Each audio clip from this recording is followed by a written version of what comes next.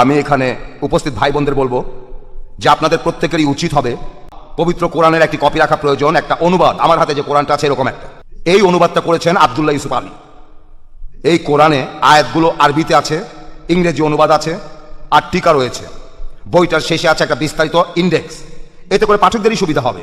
আপনি যে কোনো কিছু জানতে চান এই পবিত্র কোরআন থেকে, তার সব কিছু আপনি সহজেই বের করতে পারবেন। এই বইটা জোগাড় করেন যত তাড়াতাড়ি সম্ভব। এটা হবে আপনার জীবনের শ্রেষ্ঠ ইনভেস্টমেন্ট।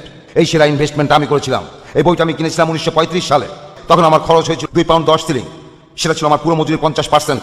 আমার মান্থলি বেতনের পুরো অর্ধেক। মাসে 5 পাউন্ড বেতন পেতাম, তার 2 পাউন্ড 10 শিলিং এখানে খরচ করলাম অর্ধেক। এই নিয়ে মনে কোনো দুঃখ নেই, আমি ভুল করিনি, আমার জীবন বদলে গেল। আর সারা জীবন ধরে এই যে দাওয়া দিয়ে যাচ্ছি সবই হয়েছে এই বইটার কারণে। জোগাড় করেন।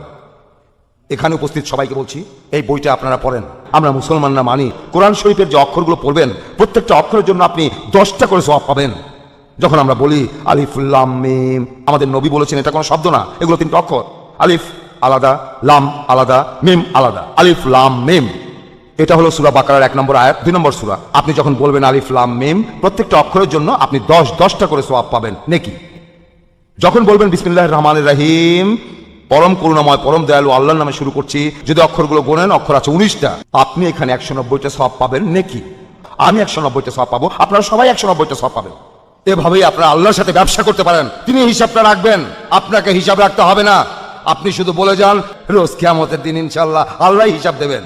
যখন আপনি আয়াতটা পড়বেন, অনুবাদটা পড়বেন, মুখস্থ করবেন, তখন আপনার ইংরেজিও অনেক উন্নত হবে।